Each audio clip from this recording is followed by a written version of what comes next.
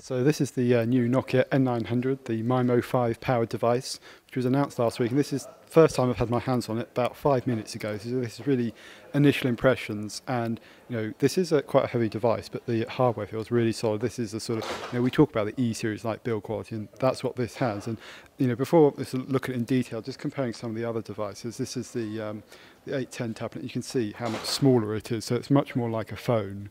If you get something like, I don't know, I think I've got the N97 in this other pocket. These are the two sort of N series flagships, and they're different design. I actually think the N97 design here is sort of slightly more elegant, but you've got the same full QWERTY keyboard and the 5-megapixel camera on the back.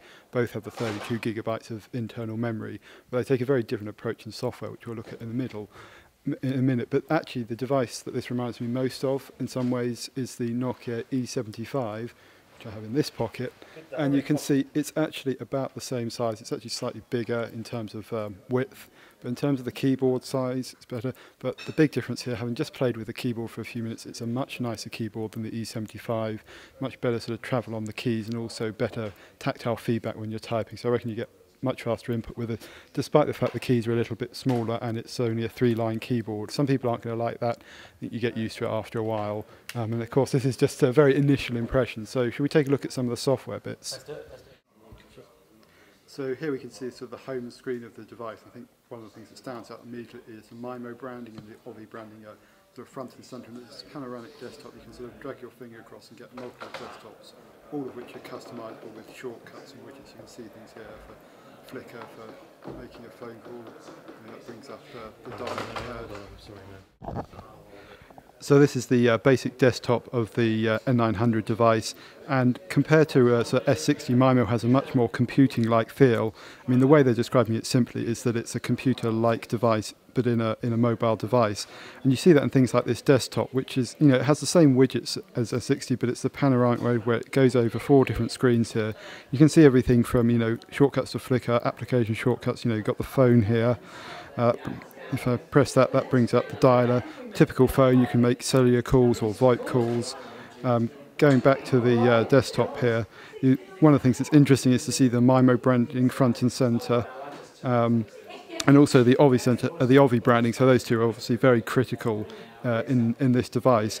Going back to sort of the PC-like experience, if you press the thing here, you get the sort of multitasking, which you do get in other devices, but it's much more explicitly PC-like, the sort of the Alt-Tab approach or the Expose approach. You can see, you just tap on one of these to bring up the application. And I mean, one of the things that's impressed me already about the N900 is for a prototype device, this is pretty speedy, and I think that's thanks to the ARM A8 Cortex architecture that's in the processor. And you've got the usual sharing icons, but this is very much, as you can see here, even with me doing it, it's a two-handed device. The web browser, it's based on Firefox, it's actually Fennec, I believe, and this has very similar code, around 80% to Firefox, which gives an outstanding browsing experience. I've just had a quick go. Connection isn't very fast here, but it does seem to render very well, and the big screen that we've got here, wide VGA, is very helpful in that regard. You've also got some interesting things here like conversations. This isn't set up, this device, but you can see already we've got things like SIP, Jabber, Google Talk, Skype, as well as the Ovi by Nokia, reflecting Nokia's kind of agnostic attitude towards these things. If you click that button again, you see the very familiar sort of S60 style icons. They're not actually S60 style, that's the Nokia iconography, which they use right across their range of devices and services. But there's things like conversations here that allows you to do IM and SMS based chat conversations, and all the other things you'd expect on these devices.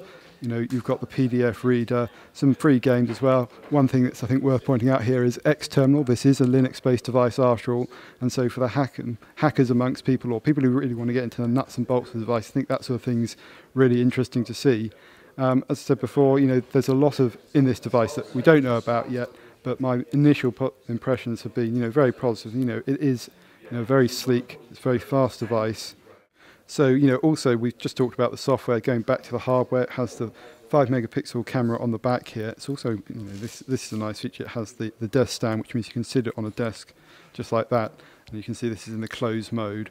If you open up the camera, you know, it's a typical slide, and people will be pleased to know there seems to be space between the camera and the slide, so no lens scratching, the double LED flash, which again is the same generation as in the N86, so that should provide pretty good performance. The actual camera module, I believe, is the same as the N97, and you can see here, there's, you know, you can take a shot. I'll close that. You can got your shutter on the bottom. Where you go, take the picture. It does the processing of the image. This will be a bit slow, it's a prototype device. You then got the icons down the side here, so you press the share icon, and so that's the capture settings in the camera. Very similar in some ways to the we've seen in previous N0 devices. I'll take another picture. You should see, again, as I say, the share icons come up here, which let you send this off, and you can see this is the UI again, the sort of typical button-based interface. Really this is a two-handed device. At a stretch you could use this one-handed, but you'll notice if I do that, it's not rotating. That remains to be seen. Need to explore the device some more. It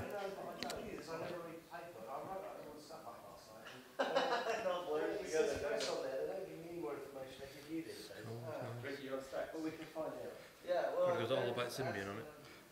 I'm not sure there's a SIM card in here. So. Will it go on Wi-Fi? I mean, Nokia World maybe?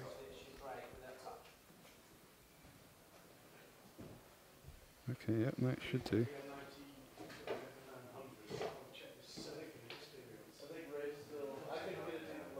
Have you got an AAS style domain?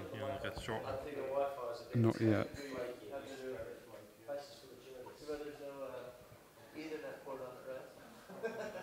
Yeah, I'm not sure that's going to work.